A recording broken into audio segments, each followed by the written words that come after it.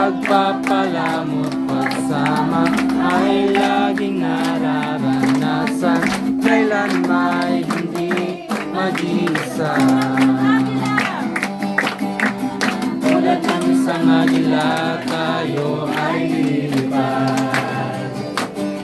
Hindi mapapagod dari mga pakay. Tayo'y magdadala ang buhay at sigla sa mga anak ng Diyos na nangihina. Halika na, halika na, Humayo na, kumain na, ipahaya kaya. ang tagumpay niya. Halika na, halika na, Humayo na, kumain na. Pagbigay kalakasan sa presensya niya. tulad ng isang agila, Tulad ng isang agila, tayo ay lilipad. Di mapapagod yaring mga pakpak. Tayo'y magdadala ng buhay at sigla sa mga anak ng Diyos na nangihina. Halika na, halika na, humayo na, kumain na, ipahaya kaya. ang tagumpay niya. Halika na, halika na, humayo na, Magbigay kalakasan sa presensya niya. Ito ang panahon din na uso ang mag-backslide. Whoa! Ito ang panahon ng pagbabalik loob sa Kanya. Sama-sama na nagapoy sa presensya niya. Ang gawa ng dyablo ay tutukin na. Ito ang panahon din na uso ang mag-backslide. Oh, ito ang panahon ng pagbabalik loob sa Kanya. Sama-sama na nagapoy sa presensya niya. Ang gala ng dyablo ay tutukin na. Halika na, halika na, humayo na, kumain na, ipahaya ipahaya. ang tagumpay niya. Halika na, Halika na, humayo na, kumain na, magbigay magbigay kalakasan sa presensya niya. Magbigay kalakasan sa presensya niya. Magbigay kalakasan sa presensya niya.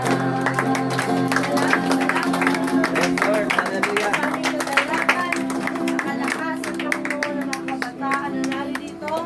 Salamat, salamat Panginoon. Pagkat kayo, O Diyos, ang aming inaasahan. Salamat sa iyong mga pangako. O iyong salita na nagbigay buhay sa amin.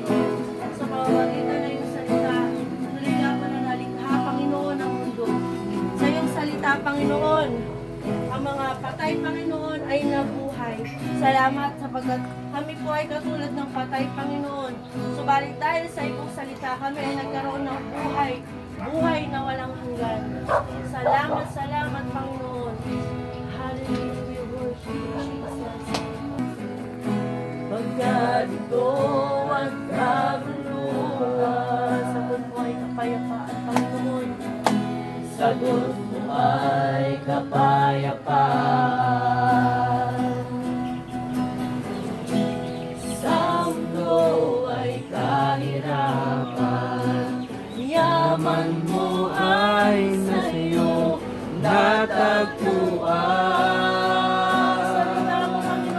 natagpuan. Salita mo, panghahawakan ko. Salita mo'y tapat tapat at totoo. Lahat ay nasa iyo, sapat sa buhay ko. Salita mo ay nararanasan ko. Jesus, ikaw ang salita ng buhay. Tanging ikaw ang nagbibigay kahulugan sa aming buhay. Jesus, ikaw ang salita ng buhay. Tanging ikaw ang nagbibigay kahulugan sa aking buhay. Salita mo, panghahawakan ko. Salita mo'y tapat at totoo. Lahat ay nasa iyo, sapat sa buhay ko. Salita mo ay nararanasan ko. Salita mo, panghahawakan ko. Salita mo'y tapat at totoo. Lahat ay nasa iyo, sapat sa buhay ko. Salita mo ay nararanasan ko. Wala kang katulad, wala nang hihigit sa'yo. Wala kang katulad, wala nang papantay sa'yo. Ikaw ang Diyos noon pa man, maging ngayon at kailanman. Sa habang panahon, wala kang katulad. Wala kang katulad, wala nang hihigit sa'yo. Wala kang katulad, wala nang papantay sa'yo. Ikaw ang Diyos noon pa man, maging ngayon at kailanman. Sa habang panahon, wala kang katulad. Sa habang panahon, sa habang panahon, sa habang panahon, wala kang katulad. Wala nang hihigit, wala nang papantay sa iyong pag-ibig. Salamat sa iyong kahabagan, Panginoon. Salamat sa iyong biyaya.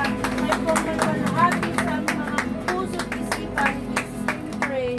Amen. Amen. Amen. Po, at pwede na po tayong maupo. Salamat sa presensya ng ating pong Panginoon at patuloy nating nararanasan. So sa mga oras na ito po ay gusto nating makapakinig ng salita ng Diyos. At inawit natin kanina na ang salita ng Diyos ay nagbibigay ng buhay. Amen. Sapat sa buhay natin. No? So, hiling namin ang inyong pong pandinig. Okay, magkaroon tayo ng kunting ministry sa ating mga katabi. At sabihin natin na huwag muna akong kausapin kasi nakikinig tayo ng salita ng Diyos. At kapag pumipikit-pikit na, no, mayroon kang kalapit ministry, gisingin para hindi matuluyang makatulog. Amen. Maiksi lamang po yung mensahe at 1 oras at 60 minutes lang po. 2 oras na yun. So, hindi na po natin patatagalin at tinatawagan ko na po ang mensahero ng ating Panginoon. Walang iba, Brother Kevin Gaetano. Amen. Yeah. Dahil magkamali kasi magkamukha lang planibong sa akin. Pero mas maganda.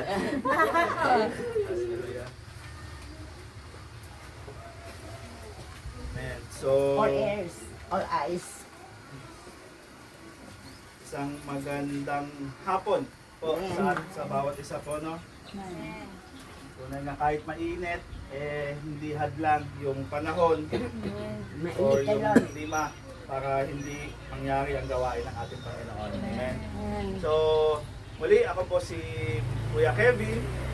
So, ngayon pong umaga, mag-aaral po tayo ng salita ng ating Panginoon. Hapon. Ngayon pong hapon, nasanay po ako sa pag Sunday, no? Ngayon pong hapon, mag-aaral po tayo ng salita ng ating Panginoon.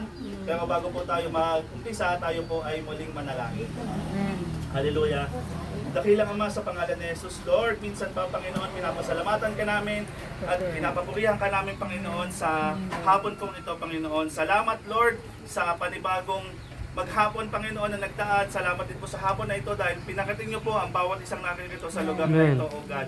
Salamat, Panginoon, dahil alam namin, Lord, na mayroon kang magandang gagawin sa hapong ito, Panginoon. Holy Spirit, we welcome you in this place. Tunay nga, Panginoon, O God, na sa hapong ito, alam namin, Lord, na ikaw ay kikilos, Panginoon, sa puso ng bawat isa, Panginoon. We pray, Lord, na patuloy kang mangusap, Panginoon, O God, sa puso at isip, Panginoon, ng inyong mga anak na makakapakinig ng inyong salita, O God. Lord, we pray, Lord, na patuloy mo kaming bigyan ng revelation na nagmumula sa inyo, Panginoon. We pray, Lord, na patuloy mo kaming bigyan ng open heart, Panginoon, O God, na matanggap namin ng inyong salita, O God. Tumimo ito sa aming mga puso, Panginoon, O God. Salamat, Lord, at ako po bilang inyong lingkod, Panginoon, O God, we pray, Lord, na itago mo po kasi inyong lingkuran, Panginoon, at ang glory mo lamang po ang siyang makita, O God. Ikaw lamang po, Panginoon, na mataas sa umaga ito. Ang pangalan mo lamang po ang aming mapapurihan, Panginoon, O God. Salamat, Panginoon. Ito po ang aming dalangin sa pangalan ni Jesus. In Jesus' name. Amen. Amen. Maganda talaga, no?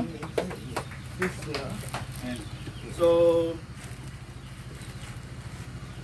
sa hapon pong ito, ang ating pong pag-aaralan ay ang aklat ng 1 Timothy 4:12.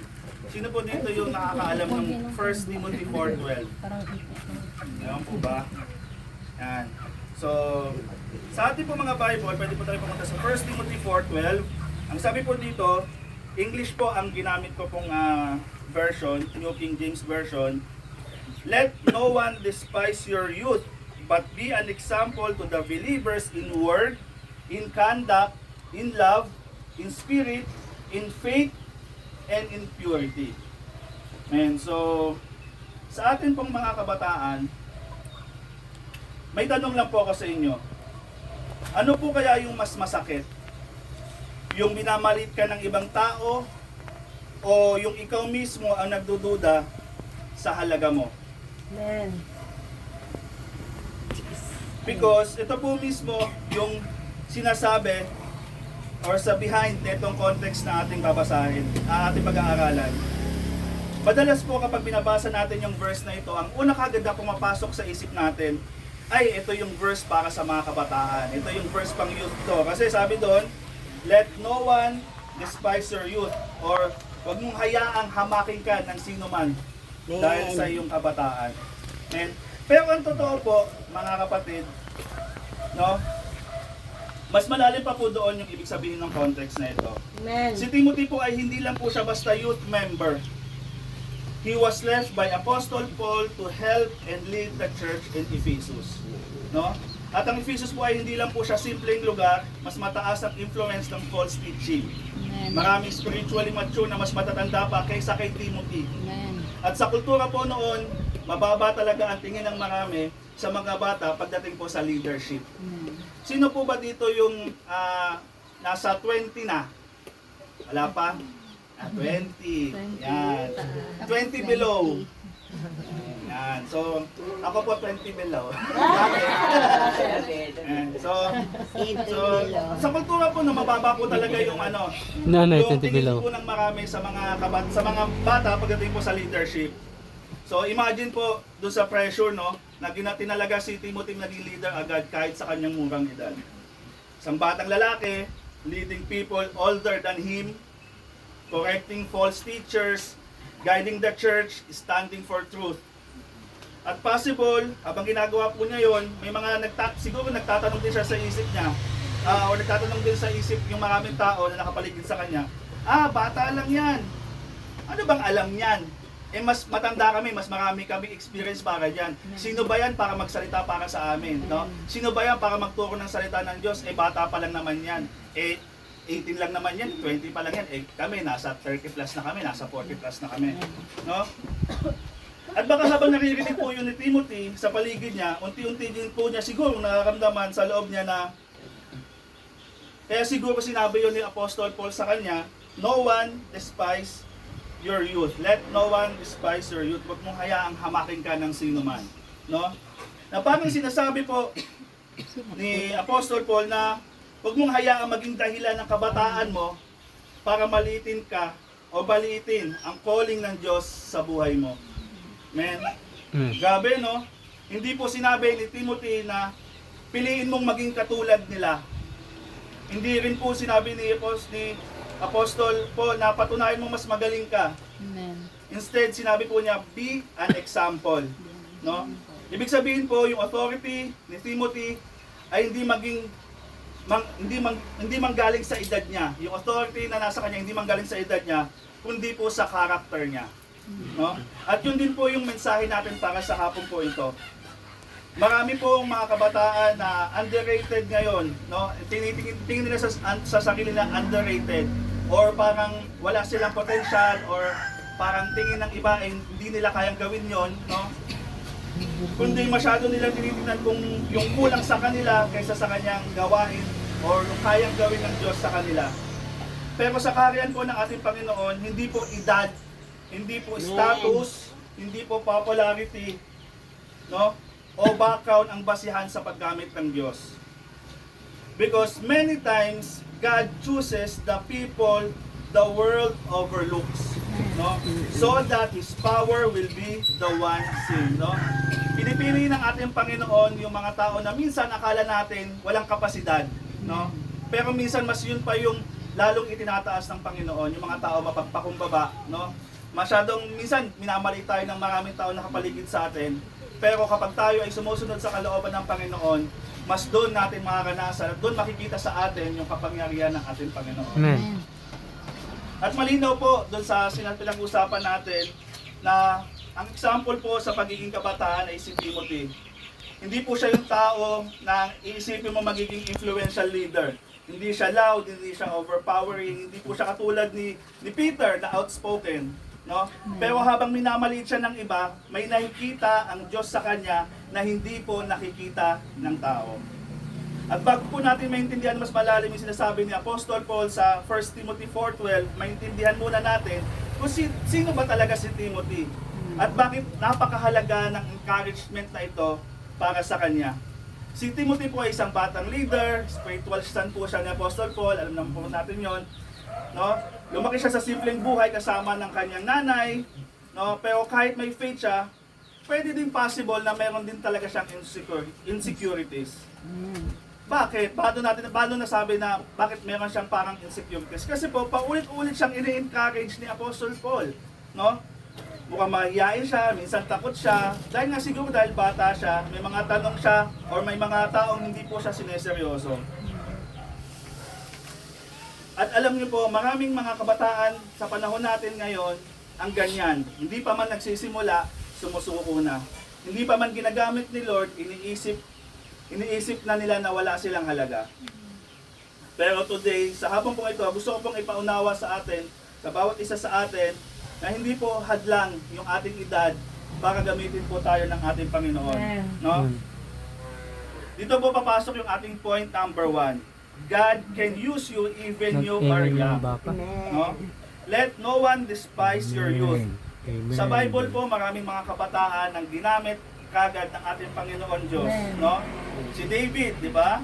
Jeremiah, si David nga, di ba? Shepherd boy lang siya bago po siya tawagin ng ating Panginoon. So, mapapansin po natin, hindi po tumitingin ang ating Panginoon sa edad lang. Tumitingin po siya sa puso. No? Kasi minsan naisip natin parang okay na ang buhay, no? Okay na ang buhay natin, saka na tayo magsaserve kapag nakagraduate na tayo.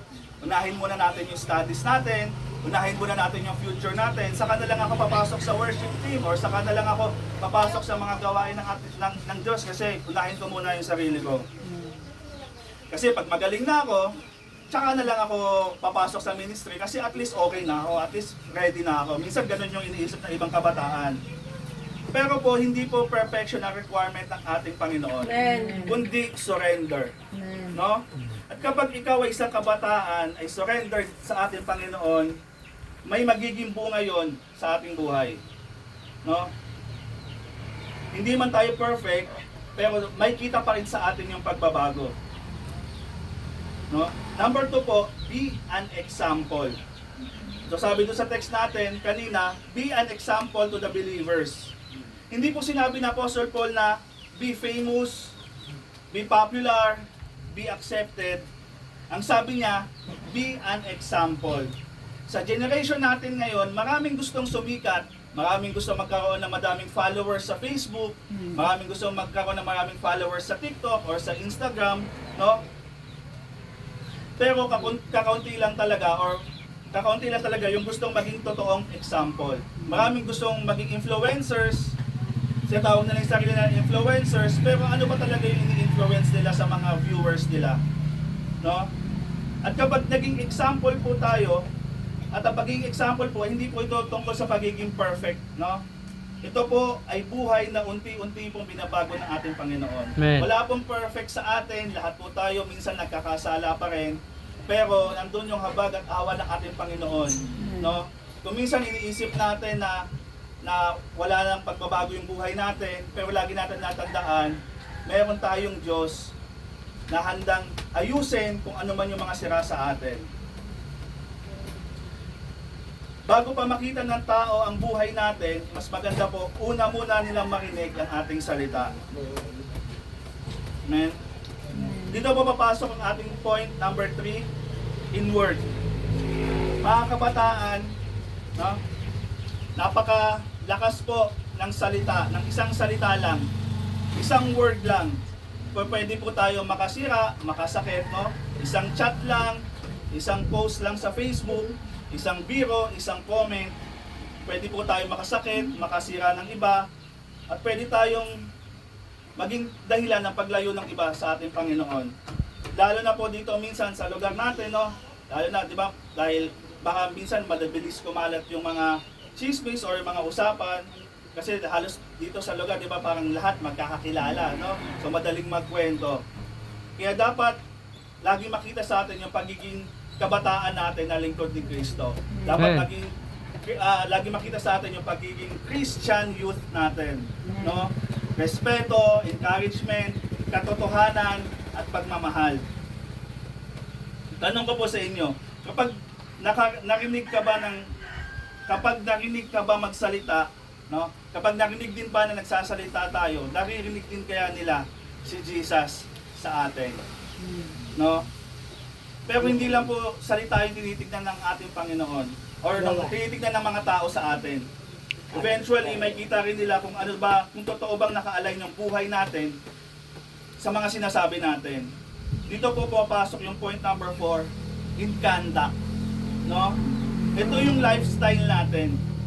Hindi po sapat na active lang tayo sa church, nagsaserve tayo sa church, pero pag uwi natin ng bahay, ibang pagkatao tayo.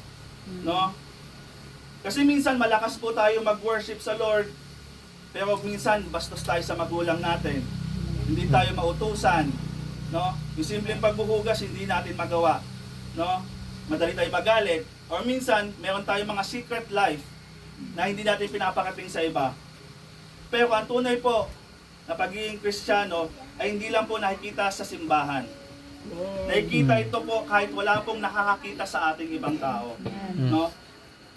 At kung babalikan po natin yung verse natin, mapapansin po natin na hindi lang po external actions yung binabanggit po ni Apostle Paul kay Timothy. Dinala niya din po sa mas malalim na level yung puso ni Timothy. Because Christianity is not just behavior modification. It is a heart transformation, no? Ang pagiging Kristiyano natin, hindi lang basta binabago yung ating pag-uugali.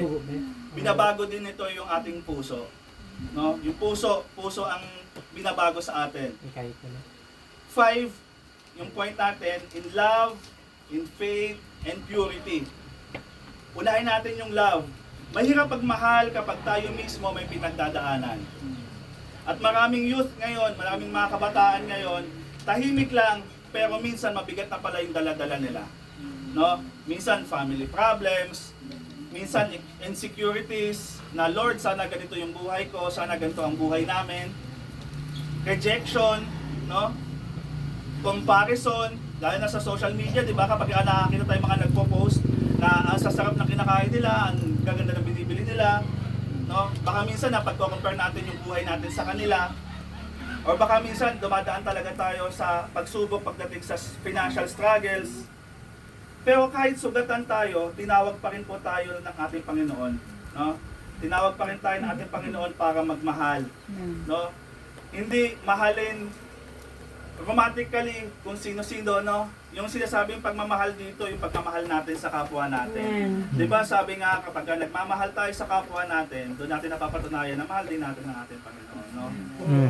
To love God, to love people. Hindi natin pwedeng sabihin na mahal natin si Lord, pero galit tayo sa mga kaibigan natin, naiinis tayo sa mga kasama natin. Hindi pwedeng ganon. Amen? Dito po, no, mahirap talaga minsan. Because loving people becomes difficult when ourselves are empty. No? Mahirap magmahal kung mismo tayo, empty tayo. Pero dito po pumapasok ang grace ng ating Panginoon. No? Kapag tayo mismo ang naka-experience ng pagmamahal ng ating Panginoong Hesus, nagiging posible din po para sa atin ang magmahal kahit mahirap. Kahit may ginawa sa atin yung ibang tao, kailangan natin silang mahalin. No? Kailangan natin magpatawad, kailangan natin mag-forgive. No? And next, yung faith po. Faith is trusting God kahit hindi po malinaw yung future or yung mga nakikita natin sa hinaharap. Kahit simple lang yung buhay natin, kahit nandito tayo sa Mindoro, wala tayo doon sa city, no? Kahit feeling natin na parang baka mas mabilis yung buhay sa city, tapos dito nagfe-face naman yung life natin, pero hindi katulad sa city. Baka minsan nagkakaroon tayo ng comparison, pero hindi po hadlang ang lugar sa plano sa atin ng ating Panginoon. Hindi aksidente na nandito tayo sa lugar na to, no? Kumbaga dito talaga tayo nilagay ng ating Panginoon dahil dito niya din tayo gustong gamitin. No? Minsan iniisip siguro ng ibang kabataan na kung nasa city tayo, mas madami yung opportunity natin. Pero laging tatandaan na hindi po limitado ang ating Diyos. No? Hindi limitado ang lokasyon sa calling sa atin ng ating Panginoon. Amen? At kahit po si Jesus nga, di ba, even si Jesus, no, ang ating Panginoon, lumaki po siya sa Nazareth. Isang lugar na maliit para sa iba, minamaliit ng iba. Parang tondo. Di ba? Pero tignan naman po natin, kapag may purpose ang Diyos sa buhay natin, walang lugar na too small or masyadong maliit para gamitin ng ating Panginoon. Next, yung purity. Ito po ang isa sa pinakamahirap, lalo na pagdating sa kabataan ngayon.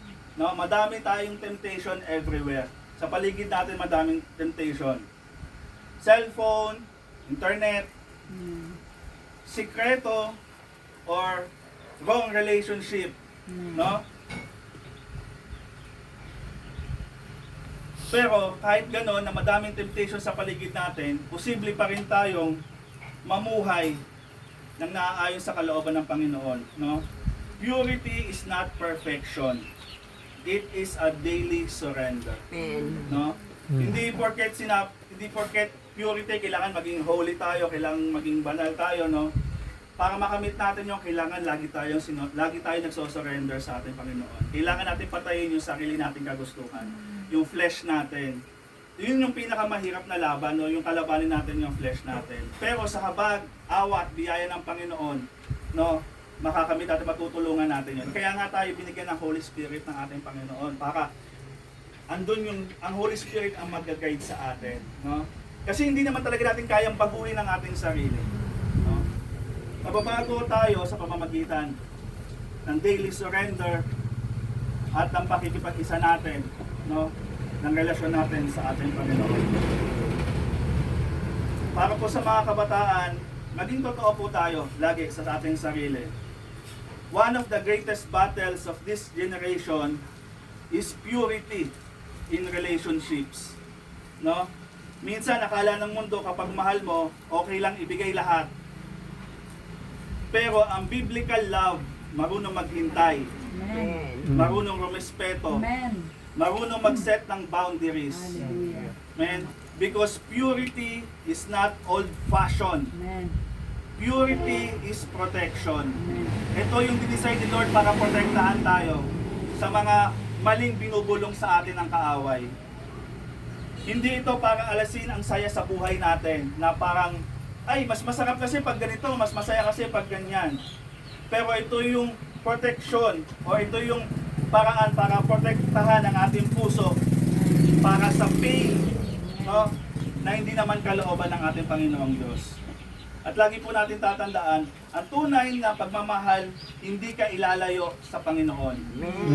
Mas ilalapit ka neto sa ating Diyos, no? At kapag pinagsama-sama po natin lahat, no, yung sinabi ni Apostle Paul kay Timothy, word, conduct, love, faith, purity, may kita natin na hindi po niya sinubukang gawing perfect si Timothy sa pamamagitan ng payo niya. Ang goal ni Apostle Paul ay hubugin si Timothy bilang isang genuine follower ni Christ. No? At doon po natin makikita ang pinakamahalagang realization. No? Hindi hinintay ng Diyos na maging successful muna tayo bago niya tayo gamitin. Amen. Ang gusto ng Diyos ay yung pusong laging available sa Kanya. Amen. Amen? Kaya habang bata pa po tayo, pwede tayo maging testimony para sa paligid natin, para sa lugar natin. Habang bata pa tayo, pwede tayo maging worshiper, pwede tayo maging encourager, pwede tayo maging prayer warrior, pwede tayo maging lingkod ng ating Panginoon kahit sa murang edad. Tandaan natin, di ba, kung matatandaan natin yung Samaritan woman, di ba? Marami siyang mali sa past niya. Rejected siya ng tao, nahihiya siya magpakita sa mga tao, mayroon siyang brokenness sa buhay niya. Pero after niyang ma-encounter ang ating Panginoong Hesus, siya pa ang naging dahilan para makinig ang marami tungkol sa ating Panginoon. No? Sa isang testimony lang ng babaeng Samaritana, nabago, no? Nabago yung lugar niya. No? Malay natin, sa isang testimony din natin, mabago din yung mga taong nakapaligid sa atin. No? Diba? Nung last Sunday, nag-celebrate ang ating iglesia ng anniversary. So, i-goal natin na sa susunod na anniversary, no, hindi lang din yun yung mga kasama natin, kundi magkaroon pa tayo na mas marami pang kasama. Hindi nilagay ang Sidja Complon Outreach para doon lang, kundi para mag-expand tayo, no? Para mas maipalaganap natin yung mabuting balita. I-share natin yung gospel. Di ba kapag kami nangyayaring maganda sa buhay natin, talagang eager na eager tayong i-share yun sa mga kaibigan natin. Di ba? Pag may good news tayo na-receive, niyayabang natin to sa mga kaibigan natin, gustong-gusto natin ikwento, dapat ganun din yung gawin natin. Dahil binago tayo ni Lord, may ginawa ang Panginoong Hesus sa buhay natin, dapat i-eager din natin na ikwento din natin siya sa iba, para hindi lang tayo nakakaranas at nakaka-experience ng pag-ibig ng ating Panginoon, kundi yung mga kaibigan natin, yung mga classmate natin, no? Kasi hindi natin alam, may mga kanya-kanya tayong battle sa buhay. Pero malay natin, yung isang testimony natin, yun yung magbibigay encouragement sa mga kaibigan natin, sa mga classmate natin, sa mga kapitbahay natin. Amen? At lagi po natin tatandaan, no? Huwag nating hintayin na tumanda tayo bago natin seryosohin si Lord, bago natin seryosohin yung paglilingkod natin sa Panginoon. Mabilis lang ang panahon, baka sa susunod na mga taon, no, isa na din tayong young professional, no, na kapag nagtrabaho na tayo, mahirapan na tayo mag-serve sa Lord kasi madami ng mga obligasyon na meron sa atin. Pero lagi natin tatandaan na itong sa season na to, dito tayo nilagay ng ating Panginoon dahil meron siyang plano sa atin. Youth is not just preparation for ministry. Youth itself is already a ministry. Lagi natin tatandaan yan. Huwag nating maliitin ang season na meron tayo ngayon. Hindi aksidente na nabubuhay tayo sa generation na to. Di ba sabi nila Gen Z tayo, no? Gen Z daw, ganito yung label sa mga Gen Z. Pero Huwag nating hayaan na maging negative yung maging impact nung tinatawag nilang Gen Z. No, baguhin natin yung kaisipan ng mga taong ganon dahil tayo ay mga anak ng Diyos. No? At dito po papasok yung paalala ni Pedro. 1 Peter 2 verse 9. But you are chosen generation, a royal priesthood, a holy nation, His own special people, that you may proclaim the praises of Him who called you out of darkness into His marvelous light. No? Hindi tayo ordinaryo. Mga kabataan, hindi tayo ordinaryo. Chosen generation tayo. At kahit simple lang ang buhay natin, kahit galing tayo sa simpleng pamilya, simpleng lugar, no, kaya tayong gamitin ng ating Panginoon para maging ilaw sa iba. Amen. No? Hallelujah. Tandaan natin, di ba? Si Jesus lumaki siya sa simpleng lugar. Pero anong ginawa ng ating Panginoong Jesus? No? Binago niya yung mundo. Iligtas niya tayong lahat. Kaya wag nating maliitin ang ating sarili dahil simple lang ang background natin, no? Or dahil nasa murang edad pa tayo. Ang mahalaga, hindi kung saan ka nagsimula. Ang mahalaga, kung sino yung kasama mo habang lumalakad ka. Amen. Which is ang ating Panginoong Jesus. Palakpakan natin si Lord. Panginoon. Kaibahan din niyo. At lagi natin tatandaan, kapag kasama natin si Jesus, kayang gamitin kahit ordinaryong buhay para sa extraordinary purpose. Merong extraordinary purpose ang ating Panginoon sa buhay natin. Meron siyang magandang plano sa future natin. Huwag nating sayangin yung pagkakataon na naglilingkod tayo sa Panginoon. Kasi meron siyang itinalaga para sa atin. Lakaran lang natin yung ibinibigay sa ating calling ng ating Panginoon. And panghuli po, final challenge po sa atin, huwag nating ibigay yung best years natin sa mundo. Amen. Habang Lord. tira-tira na lang yung ipinagkakaloob natin kay Lord. No? Amen. Minsan, Lord, konti lang naman yung oras ko ngayon. Sige, sasaglit muna ako sa church. No? Pero nakafocus tayo sa ibang bagay. Amen. Huwag nating ituon yung buhay natin. Hindi masamang mag-aral, hindi masama na gumawa tayo ng mga bagay dito sa mundo na makakatulong sa atin sa pamumuhay natin pang araw-araw. Pero lagi natin tatandaan, unahin natin lagi ang ating Panginoon. Amen. Unahin natin, laging hanapin ang kanyang presensya. Kasi kung hindi natin nahahanapin ang kanyang presensya, maliligaw tayo sa ilaw, sa ingay ng mundo. Amen. Habang bata pa tayo, habang may lakas pa tayo, habang may panahon pa tayo, no? Ibigay natin yung buhay natin sa ating Panginoon. Kapag binigay natin yung buhay natin sa ating Panginoon, makikita natin, katulad ni Timothy, no? Kahit sa murang edad pa siya, tinawag na siya ng Panginoon. We are chosen generation, no? We are made for more. No, hindi lang dito natatapos ang ating layunin. Tinawag tayo para ipakalat ang kanyang balita, ang kanyang kabutihan, ang kanyang gospel, no? Amen. At doon po, purihin po ang salita ng ating Panginoon. Hallelujah. Tayo po lahat ay umupo at manalangin. Puso, nakukuha ba nindo na? Tayo Amen. ang inyong puso ay puno ng salita ng Diyos. Kaya na-replicate sa ito. Gani ang challenge ngayon, may Bible ka mo kada isa. No, Solomon. Si Solomon ba ito? Si Solomon ang tawag namin sa kaya maging great. Ano ka? Ugan na. Kanan kayo, puno. Hindi ko nindo kalimutan na kauhawan nindo ang Bible. Paano niyo mamahal ang Panginoon? Sige na, Kriste. Paano mo sabi na mamahal mo ang Panginoon? Pagsunod po sa... Pagsunod. Amen. Gani kung hindi kita kayo magsabi na mahal ko, mangayogin ka mo ng tulong. Holy Spirit, turuan mo kung paano ka mahalin.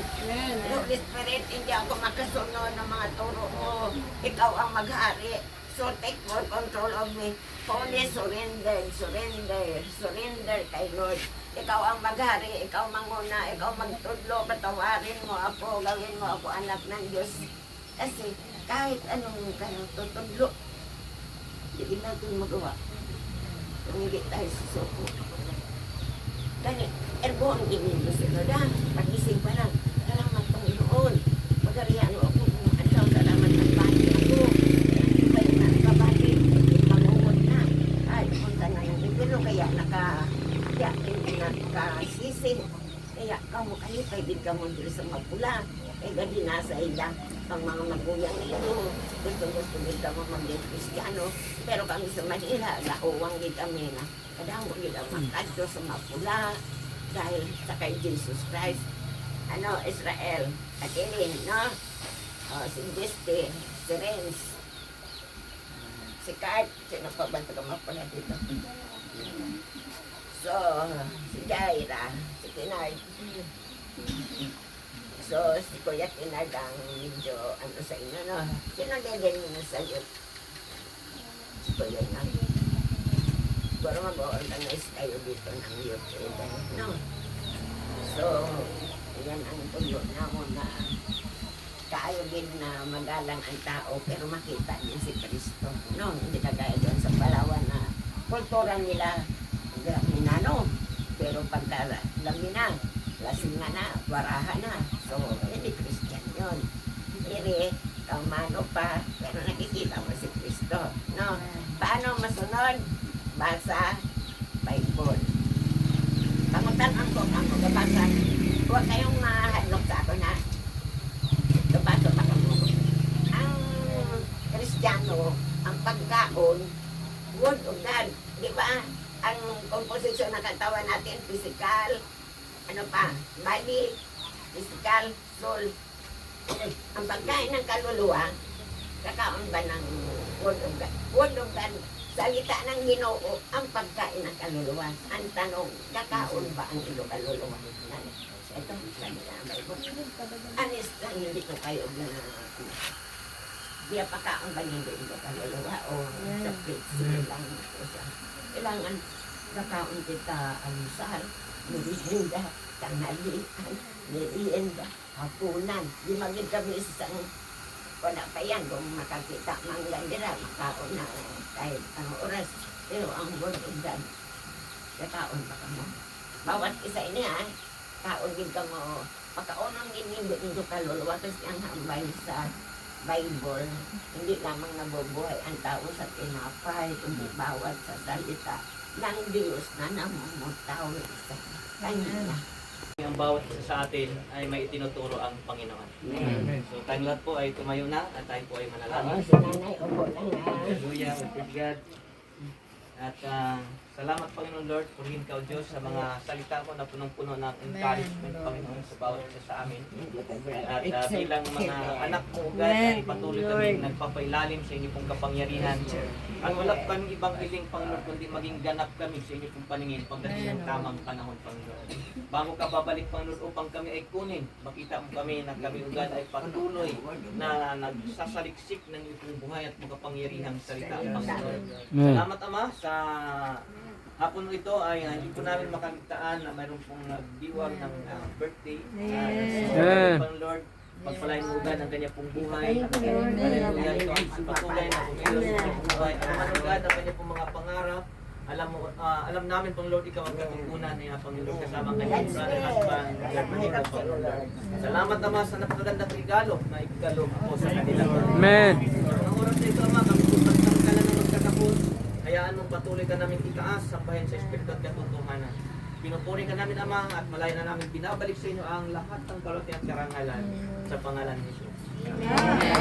Happy birthday to you. Happy birthday to you. Happy birthday to you. Happy birthday.